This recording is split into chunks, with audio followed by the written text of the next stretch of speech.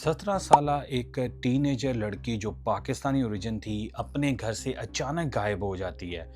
जब police inform होती है, जब सारे लोग उसको ढूंढने लग जाते हैं, वो कहीं पर भी मिलती नहीं है और बड़ी पुलिस की मशक्कत करने के बाद उसका कोई भी सुराग नहीं लगता। लेकिन उसके 1 साल बाद जब एक कंस्ट्रक्शन कंपनी के वर्कर एक जगह के ऊपर काम कर रहे होते हैं, वहाँ पर वो लड़की के रिमेन्स मिलते हैं।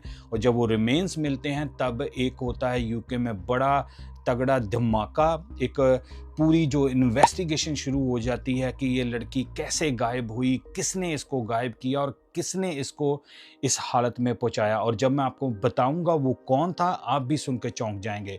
तो चलिए बात करते हैं कि ये लड़की है कौन थी। ये जो पिक्चर आप दोस्तों देख रहे हैं, ये 17 साला शफिलिया अहमद, जो कि ब्रैडफर्ड एक यूके में एरिया, वहाँ पर अपने माँ-बाप के साथ रहती थी, जो पाकिस्तान से बिलॉन्ग करते हैं।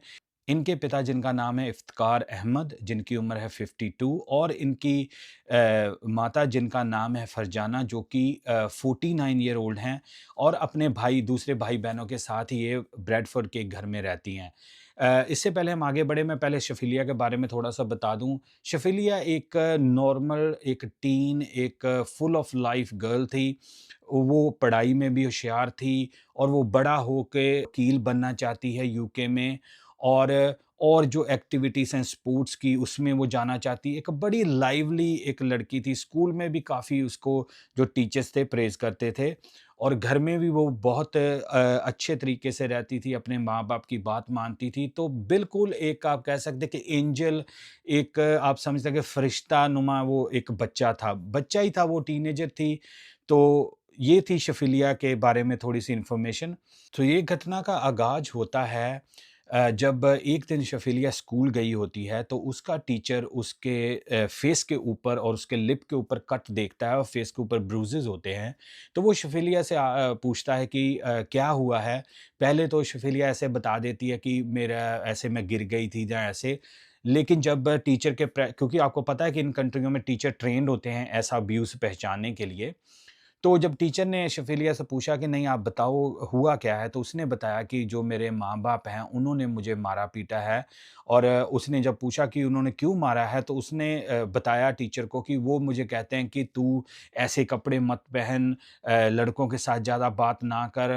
और ये शफ़िलिया ने टीचर को बताया।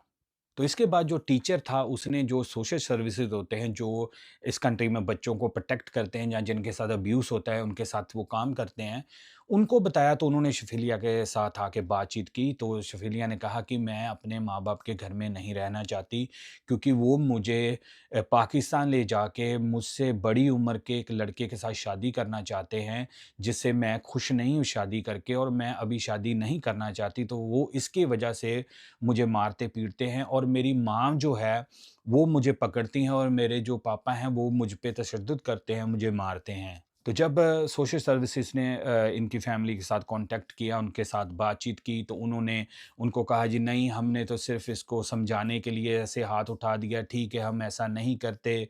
जैसे आपको पता ही कि हमारे बंदे करते हैं। तो उन्होंने उनको वार्निंग दी कि अगर आप ऐसा कोई काम करोगे तो आप नोटिस में हो। अब आप बिल्कुल भी सोच के भी कोई गलती ना ऐसी कर देना कि जिसकी वजह से आप ट्रबल में आ जाओ।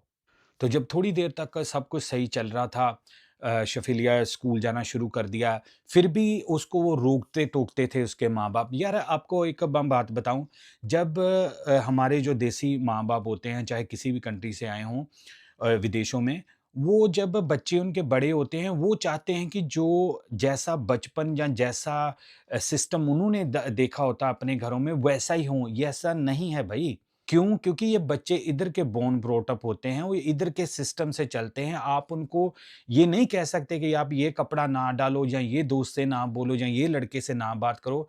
शफ़िलिया ने अपनी रिपोर्ट्स थी सोशल सर्विसेज़ में, उसमें यही बताया था कि ये उसको टोकते थे कि तू मेल फ्रेंड्स ना बना, तू ऐसे कपड़े ना पहन, तू ऐसे ना कर, स्कूल में इसके साथ ना बात कर, इसके साथ ना बात कर।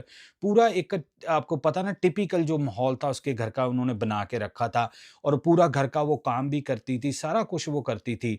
तो क्या होता है कि जब सारा कुछ थोड़ा सही माहौल चल रहा होता है, तो ये पाकिस्तान विज़िट करने के लिए शफ़िलिया को बोलते हैं और उसको बोलते हैं कि हम घूमने के लिए पाकिस्तान जा रहे हैं अपनी कंट्री में, तू भी चल।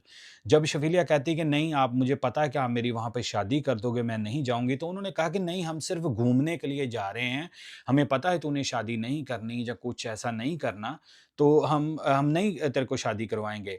लेकिन जो शफ़िलिया का बाप होता है इफ्तिकार, वो अपने उधर कहीं रिश्तेदार के साथ बात-वीत पक्की कर लेता कि हम लड़की लेके आएँगे, आप देख लेना ऐसे। तो उसको वो चोरी जहाँ झूठ बोल के वहाँ पर ले जाते हैं शफ़िलिया को। अगर आप सोच रहे हैं कि पाकिस्तानी कम्युनिटी में ज़्यादा ऐसा क्यों है कि वो अपने भाई-बेटों के साथ ऐसी शादी अपनी कंट्री में अपने बच्चों की क्यों करते हैं, कि ज़्यादातर ये होता है दोस्तों कि उनको ये होता है कि हमारा भाई-बहन जो है उसके अगर बच्चे के साथ, बेटे के साथ शादी होगी तो वो भी बाहर आके सेट हो जाएगा, वो भी इधर आके फैमिली सेटिंग हो जाएगी, तो उनको, आपको पता है कि उनमें ये शादियाँ होती हैं ऐसी। पर वो ये नहीं सोचते कि हमारे बच्चे की मर्ज़ी का है क्या है। एनीवे, तो जब शफ़िलिया और उसकी फ़ैमिली पाकिस्तान में चली जाते हैं और जब एक दिन शफ़िलिया को अचानक वो लड़का दिखाया जाता है जो कि उसके उम्र से काफ़ी बड़ा होता है, तो शफ़िलिया देख के एकदम उसके पैरों के नीचे से ज़मीन निकल जाती है और वो अपने पेरेंट्स को बोलती है कि क्यों आपने मुझसे झूठ बोला? तो वो कोई ऐसा बहाना मारते हैं। तो होता क्या है, जब ये मीटिंग ख़त्म हो जाती है लड़के के दिखाने वाली, शफ़िलिया वहाँ पर ब्लीच पी लेती है। वो कहती है कि ठीक है, मैं अपने आप को ही ख़त्म कर लेती हूँ क्योंकि मैंने ये काम ही नहीं करना। और उसकी जो हालत है वो ख़राब होनी शुरू हो जाती है और जो इफ्तिकार होता है और उसकी माँ होती है शफ़िलिया की, उनके पास कोई चारा नहीं होता, वो हॉस्पिटल लेके जाते हैं जहाँ पर ऑब्वियसली पुलिस भी आती है और जो हॉस्पिटल का स्टाफ भी होता है। तो जो शफ़िलिया का पिता होता है वो पुलिस को और हॉस्पिटल के स्टाफ को ये बताता है, आप सुनना सुनना, ये रिपोर्ट्स में मेंशन है पुलिस की इन्वेस्टिगेशन में। इसने उनको बताया कि वहाँ पर लाइट गई हुई थी, तो शफ़िलिया को, बेटी को प्यास लगी थी, ये गलती से वो पी गई ब्लीच। पुलिस को उस समय थोड़ा-सा लगता है कि यार ये ऐसे कैसे हो सकता है कि वो ऐसे गलती लगी इतनी कि उसको पानी का लाइट भी गई है तो फिर भी वो पी गई। आपको पता है अपनी कंट्री में पुलिस ऐसे ही होती है, वो काम तो आपको पता ही है। उन्होंने हो सकता है चाय-पानी दे-दू के वहाँ पर रफ़ा-दफ़ा काम कर दिया। और जैसे आपको पता ही है कि हमारी कंट्रियों में लोग कहते हैं कि ले हमारी इज़्ज़त के ऊपर ऐसा हो गया जी, हमारी बेइज़्ज़ती हो गई। तो नेचुरली उन्होंने भी फ़ील किया, जो इफ्तिकार था और उसकी फैमिली थी, कि हमारी बेटी ने हमारी बेइज़्ज़ती करवा दी है, अब क्या होगा? जैसे आपको पता ही है कि जो पुराने ज़माने की जो घटिया सोच है इनकी कि हमारी बेटी ने ना कर दी हमारी मर्ज़ी की शादी से तो अब दुनिया तबाह हो जाएगी, यही सोच होती है इन लोगों की। तो होता क्या है जी, वो गुस्से से उस समय तो कुछ नहीं कहते और ये यूके वापस आ जाते हैं। उसके वापस आने के बाद जो गुस्सा होता है फिर वो शफ़िलिया के ऊपर उतरता है और एक दिन क्या होता है कि शफ़िलिया अपने घर से गायब हो जाती है। और जब वो गायब हो जाती है अचानक, उसका कोई अता-पता नहीं चलता। इसका जो पिता है, इफ्तिकार, और उसकी माता, कोई भी पुलिस को इन्फॉर्म नहीं करता कि शफ़िलिया गायब हो गई है। लेकिन उसके हफ़्ते 10 दिन के बाद, आपको याद है वही टीचर जिसको शफ़िलिया ने स्टार्टिंग में बताया था कि मेरे घरवाले मुझे मारते-पीटते हैं कि तू ऐसी लाइफ़ ना जी। उसने, टीचर ने क्या किया कि उसने कहा कि यार वो स्कूल नहीं आ रही, तो क्या चक्कर है? उसने क्या किया कि उसने सोशल सर्विसेज़ वालों को फ़ोन कर दिया कि वो पाकिस्तान गई थी लेकिन उसकी फैमिली वापस आ गई है, लेकिन वो अभी स्कूल में वापस नहीं आई। तो सोशल सर्विसेज़ ने उसी समय पुलिस को कॉन्टैक्ट किया और पुलिस को बताया कि ऐसे-ऐसे शफ़िलिया अहमद नामक जो लड़की है जिसका पहले भी ऐसे हो चुका है, वो गायब है अपने घर से। तो पुलिस वाले गए इफ्तिकार के पास, जो इफ्तिकार है वो वहाँ पर टैक्सी चलाता है और इफ्तिकार के पास जब वो जाते हैं तो वो पूछते हैं कि आपकी बेटी कहाँ है? तो इफ्तिकार कहता है कि पता नहीं, वो घर छोड़ के चली गई है। तो उन्होंने कहा अच्छा, घर छोड़ के चली गई तो आपने फिर कोई पुलिस कंप्लेंट क्यों नहीं की? तो इफ्तिकार का जवाब था जो वो सुनने वाला था, वो कहता कि वो पहले भी ऐसे सोशल सर्विसेज़ के पास एक बार भाग के चली गई थी, तो हमने सोचा कि चलो कोई नहीं, इस बार भी हो सकता है वो गुस्सा करके गई है तो अपने आप आ जाएगी। पुलिस वालों को ना वो जवाब जो था, वो बड़ा अटपटा लगा कि एक बंदे की, टीनेजर 17 साल की जवान लड़की गायब हुई है और वो बंदा कह रहा है कि कोई बात नहीं, हमें कुछ नहीं है, वो वापस आ जाएगी। पुलिस वालों ने कहा कि नहीं, हमें वो पूरी फ़ील्डिंग सेट करनी पड़ेगी, जाँच करनी पड़ेगी कि क्या चक्कर क्या है। लेकिन यहाँ पर दोस्तों प्रॉब्लम ये थी, दुविधा ये थी कि पुलिस के पास दोस्तों कोई पुख्ता प्रूफ़ नहीं था इफ्तिकार के बारे में, जहाँ उसकी किसी भी और फैमिली मेंबर के बारे में, जिससे वो उनको क्वेश्चनिंग के लिए लेके आ सकते, जहाँ उनको हिरासत में ले सकते। तो पुलिस भी अभी फँस गई कि क्या करना चाहिए? तो होता क्या है कि दिन बीतते गए, बीतते गए, जैसे आप पिक्चर्स में देख रहे हैं कि उन्होंने पुलिस वालों ने इसका जो होता है मिसिंग रिपोर्ट भी जो थी जो होते हैं स्टिकर वगैरह वो लगवाए कि हो सकता है कि कोई देख के इसके बारे में जानकारी दे दे, लेकिन वो जो बेटी है मिलती नहीं है। और उसके तकरीबन कोई 1 साल बाद जब काफ़ी आप समझ लो कि बैक बर्नर पे ये केस चला गया, तब एक वहाँ पर ही जो जगह है ब्रैडफर्ड के उसके पास एक जगह के ऊपर मज़दूर काम कर रहे होते हैं कंस्ट्रक्शन साइट के ऊपर।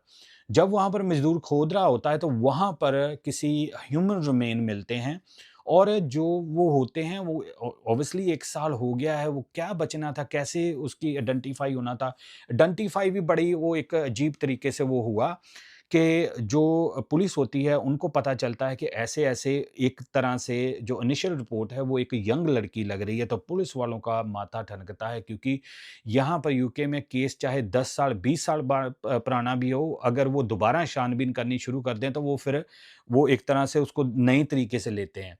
तो जो नई टीम थी उन्होंने क्या किया, उन्होंने उसी समय उसका जो फोरेंसिक था, उसका जो जो भी कोई उसकी जो लेबोरेटरी में जाँच होती वो करवाई और डेंटल रिकॉर्ड जो थे उससे पता चला कि ये जो है जिसके रिमेन मिले हैं ये 17 साल की शफ़िलिया है। और दूसरे नंबर के ऊपर उसने एक छोटी-सी रिंग डाली हुई थी, उसकी वजह से ये पहचान हुई क्योंकि जो जब मिसिंग हुई थी उस समय उनके घरवालों ने डिस्क्रिप्शन दी थी, क्या पहना था लास्ट टाइम ये वो। तो डेंटल रिकॉर्ड से उस बेटी की पहचान हुई कि ये है। अब पुलिस के पास एक और मसला पड़ गया कि उनके पास अब बॉडी तो आ गई, जहाँ रिमेन्स तो आ गए, लेकिन अब इस इनको लिंक कैसे करना था उस फैमिली के साथ जहाँ जिसने भी इसको मारा था, वो एक बड़ा अभी पुलिस के पास एक और बड़ा सवाल था।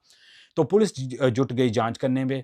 तो पुलिस के एक ऑफ़िसर जो डिटेक्टिव थे, उन्होंने सोचा कि हम ऐसे करते हैं कि हम एक छोटा रिसीवर जो है इनके घर में कहीं इंस्टॉल करते हैं जो शफ़िलिया का घर था, इफ्तिकार के घर में, ताकि हम कोई एविडेंस तो इकट्ठा करें क्योंकि उनके पास कोई भी ऐसा सबूत नहीं था जिससे वो उसके ऊपर हाथ डाल सकते थे।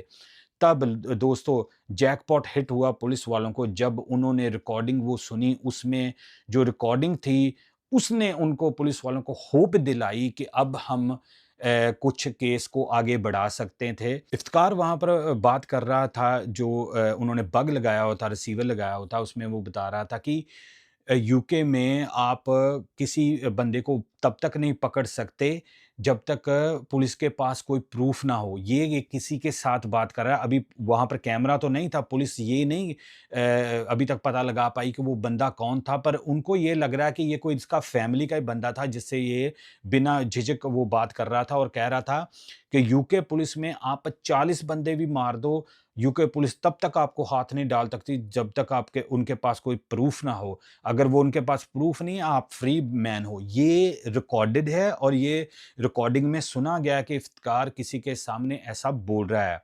और यहाँ पर पुलिस ने फिर जब इफ्तिकार के आस-पास जो लोग थे, उनसे भी बात की, जो टैक्सी ड्राइवर थे दूसरे, उन्होंने भी इफ्तिकार के बारे में बताया कि वो बड़ा ही गुस्से वाला और बड़ा ही एक तरह से शॉर्ट टेम्पर बंदा है क्योंकि 1-2 बार कभी गाड़ी लगाने के चक्कर में उसने 2-3 अपने ही बंदों को जो कलीग थे उनको जान से मारने की धमकी दी और उनको फिज़िकली हार्म करने की कोशिश की। उसके बाद जब पुलिस ने और खंगाला तो पता चला कि इफ्तिकार ने एक बार अपनी एक जो सवारी थी जो मारने की कोशिश की जब कोई पैसों के बारे में, कोई लेन-देन के बारे में कोई ऐसी हुई तो उनको इसका बिहेवियर पता चल चुका था और रिकॉर्डिंग आ चुकी थी।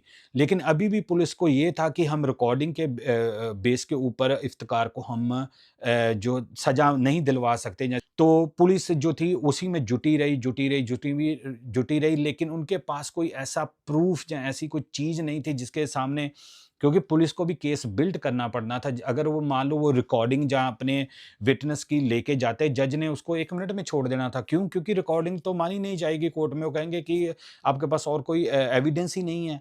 बॉडी मिली है, ये थोड़ा पता है कि कैसे मारा, किससे मारा, किसी ने को देखा नहीं, को कुछ नहीं। इसकी वजह से ये केस एक बार फिर से दोस्तों पूरा ठंडे बस्ते में चला गया। दोस्तों, जैसे आपको पता है कि एक मासूम एक जान गई हो, तो कैसे हो सकता है कि इस इन कंट्रियों में आप बच के निकल सकते हो। तो पुलिस को मिलता है एक बड़ा ब्रेक थ्रू, वो भी 7 साल बाद। आगे बढ़ने से पहले दोस्तों, 90% जो लोग हैं, 90% जो लोग हैं, उन्होंने अभी तक इस चैनल को सब्सक्राइब नहीं किया। आप लाइक भी करते हैं वीडियो को, कमेंट भी करते हैं, पसंद भी करते हैं, लेकिन 90% लोगों ने अभी तक इस चैनल को सब्सक्राइब नहीं किया। तो प्लीज़ आपकी सपोर्ट की ज़रूरत है, इसको सब्सक्राइब ज़रूर करना। चलिए कंटिन्यू करते हैं स्टोरी को। एक किसी जगह पर पुलिस को कॉल आती है कि एक रॉबरी हुई है, और रॉबरी में जो लोग पकड़े जाते हैं, उस रॉबरी में एक लड़की होती है जिसका नाम होता है अलीशा अहमद। वो भी उस रॉबरी में इन्वॉल्व होती है। उस केस में पुलिस उसको इन्वेस्टिगेशन कर रही होती है, और जब उसका नेम और एड्रेस वगैरह डालते हैं, उसकी डिटेल निकालते हैं, तो वो ये पाते हैं कि ये वही लड़की है जो शफीलिया अहमद जो गायब हुई थी, जिसका ऐसे रिमेन मिले थे। ये उसकी छोटी बहन थी वो अलीशा। और जब उन्होंने अलीशा से वो तो उसी केस की इन्वेस्टिगेशन कर रहे थे, रॉबरी की। लेकिन होता क्या है, जब अलीशा अपने आप को आप कह लो कि गिल्टी फ़ील कर रही थी या जो भी थी, उसने पुलिस को जब वो रॉबरी की इन्वेस्टिगेशन कर रहे थे, तो उन्होंने कहा, अलीशा ने उनसे बोला कि मैं आपको ये बताने लगी हूँ जो आप सुन के चौंक जाओगे। जो शफीलिया अहमद थी, वो मेरी बहन थी, और उसको मेरे माँ-बाप ने मारा था 7 साल पहले। जो इन्वेस्टिगेटर था, वो तो एक तरह से हिल गया कि कर हम रॉबरी की इन्वेस्टिगेशन रहे हैं, पता कोई कुछ और लग रहा है। और जब वो इफ्तिकार का और उसकी पत्नी का और शफीलिया का नाम आता, वो तुरंत उसी टीम को इन्फॉर्म करता है जो 7 साल पहले इसकी इन्वेस्टिगेशन कर रही होती है। और जब वो लोग आते हैं, तो उनसे वो अलीशा से बात करते हैं, और अलीशा उनको सारा बता देती है। अलीशा उनको बताती है कि जिस दिन शफीलिया गायब हुई थी, उस दिन मेरे माँ-बाप ने उसको बुरी तरह से मारा था। हम सारे भाई-बहन उसी कमरे में बैठे हुए थे, और मैं भी वहाँ पर थी, और मैंने खुद देखा कि मेरी माँ ने अब मेरे पापा को बोला, इफ्तिकार को बोला कि आज इसको ख़त्म ही कर दो, आज इसकी कहानी एंड ही कर दो। और मेरे बाप ने उसके मुँह के ऊपर जो प्लास्टिक का बैग होता है, वो डाल के उसकी साँसें बंद कर दी। जब अलीशा ने ये पुलिस वालों को बताया, पुलिस वालों ने कोई भी देर नहीं कही, पुलिस वालों ने कोई 1 मिनट वेस्ट नहीं किया। उन्होंने यूनिट भेज के उसी समय इफ्तिकार को और फरजाना, जो शफीलिया के माँ-बाप थे, तुरंत वहाँ से उठवाया और पुलिस स्टेशन लेके आए। और जो अलीशा थी, वो अपनी स्टोरी पूरी तरह पुलिस को बता रही थी कि मेरे माँ-बाप ने जब ये ऐसा कर दिया, उसको एक ब्लैंकेट में रैप करके मेरे जो पापा थे, उसको टैक्सी में डाल के, जो टैक्सी चलाता था गाड़ी, उसमें डाल के कहीं दूर ले गए। और जाने से पहले हम सब बहन-भाइयों को वो ये धमकी दी, क्योंकि अगर आप सोच रहे हो कि हम मैंने अब आज क्यों आपको ये बात बता रही हूँ, क्योंकि मैं गिल्टी फ़ील कर रही थी। हमारे माँ-बाप ने हमको धमकी दी थी। मेरे बाप ने बोला था कि अगर कोई भी तुम में से बच्चा कोई ये बात बताएगा पुलिस को या किसी भी सिक्योरिटी एजेंसीज़ को, तो मैं आपके साथ भी ऐसा करूँगा। उन्होंने हमें इतना डरा दिया था, हालाँकि हम उसी रूम में थे जहाँ पर हमारी बड़ी बहन को ऐसे मारा गया था। आप सोच के देखो इन जानवरों की करतूत। तो जब पुलिस उनको लेके आई, तो अब उनके पास कोई भी ऐसा जो था ना, कोई बहाना नहीं बचा कि क्या था। अब उनके पास रिकॉर्डिंग थी, रिमेन्स थे, उनकी खुद की बेटी की टेस्टिमनी थी। तो अब पुलिस के पास कुछ ज़्यादा ऐसा ढूँढने के लिए था नहीं, और उन्होंने उनको अपना केस बनाया और जज के पास ले गए। तो इफ्तिकार का और उसकी पत्नी का 3 महीने तक ये केस चलता रहा, और जो जज के रिमार्क्स थे, वो दोस्तों सुनने वाले थे। जज ने इनकी इतनी आप समझ लो कि क्लास लगाई और खरी-खोटी सुनाई कि अगर आपका बच्चा, आप चाहे दूसरी कंट्री से बिलॉन्ग करते हैं, आप इस कंट्री में आ गए हैं, तो आपको क्या हक बनता था कि ये जहाँ पर वो आपकी बेटी नहीं शादी करना चाहती थी, आप उसे फ़ोर्स कर रहे थे। अगर आपने उसको फ़ोर्स ही करना था, तो आप इस कंट्री में आए ही क्यों? आपको नहीं पता था कि ये जो बच्चे इधर बोर्न होते हैं, उनकी अपनी एक लाइफ़ लाइफ है, ये आपकी कंट्री नहीं है कि जो आप चाहो बच्चों से करवा सकते हो। अगर वो जैसे कपड़े पहनना चाहती थी, उसको पूरी फ्रीडम थी इस कंट्री में लॉ के अकॉर्डिंग कि वो कपड़े डाल सकती थी। उसको इस लॉ के अकॉर्डिंग इसको पूरी परमिशन थी कि वो जिस लड़के से, जिस भी बच्चे से वो बात करना चाहती, उसको करने की इजाज़त थी। आप कौन होते हैं कि आपने उस बेटी को ये सारे हकों से आपने उसके हक छीन लिए और उसको ऐसे बदतर जानवरों की तरह आप मारते थे।